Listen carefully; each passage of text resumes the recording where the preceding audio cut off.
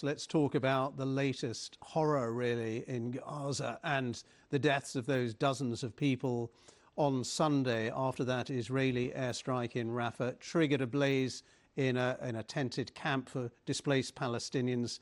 More than 40 were killed. Now, we've heard from the Israeli military just in the last 2 or 3 hours. Their spokesman was saying they are investigating the possibility that actually weapons were stored in a nearby compound. Those weapons caught fire after the Israeli airstrike. So, in other words, it wasn't just the airstrike that caused those deaths. So the part of the Israelis, this is dissembling, this is lying. And they've been lying all along. Remember the Baptist hospital that they bombed and then they claimed this is a Palestinian rocket? People were burnt alive, Ben, in that refugee camp, the tents. And there was airstrikes on an area that Israel knows very well that it is as a safe zone for people taking shelter in Rafah. In fact, it was the Israeli army that directed people to go to the Mawasi, the very area they bombarded in the weekend on Sunday, and they bombarded again today, killing and injuring dozens of civilians. The images are gut-wrenching, really. It's heartbreaking.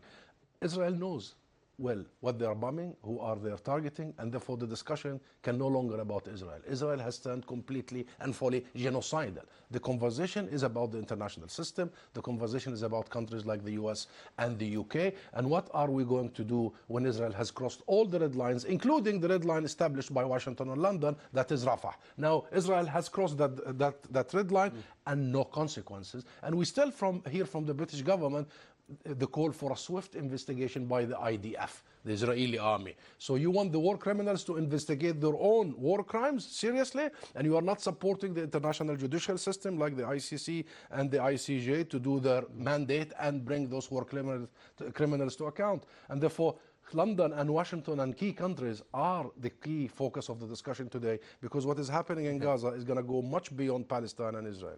Well, of course, you use the word war crimes, you use the word genocidal. Israel would vehemently deny both those. And in fact, they were saying that they were targeting in that attack on Sunday Hamas leaders, and that they killed 2 Hamas leaders, people responsible, part of the organisation that was responsible for the October the 7th attacks. Seriously, Ben, Britain did bomb Belfast or Dublin during the situation with Northern Ireland. You go and bomb an entire civilian area, shelters, tents, because you claim there were a man running with a Kalashnikov. If a psycho takes a group of civilians to a hospital, you go and bombard that hospital.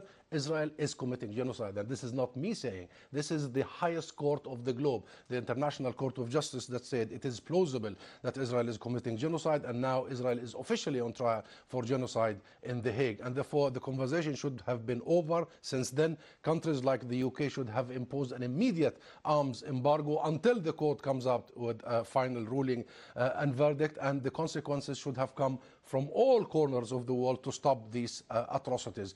International law is very clear. It is the responsibility of the occupying force to protect the civilian populations and to provide for them. Instead, Israel has killed and maimed more than 120,000 Palestinians, mostly children and women. Instead, Israel has been imposing a famine on 2.3 million people, and therefore now what we expect is the full enforcement and equal enforcement of international law. Ben, otherwise, I think every human being on this earth will feel the consequences of these atrocities, because the mass murder of children, the mass destruction of homes and hospitals and schools, the normalization of these horrible scenes are going to haunt all of us for generations to come. Husam Zomlot, head of the Palestinian mission to the United Kingdom, thank you very much for coming to the studio. Thanks.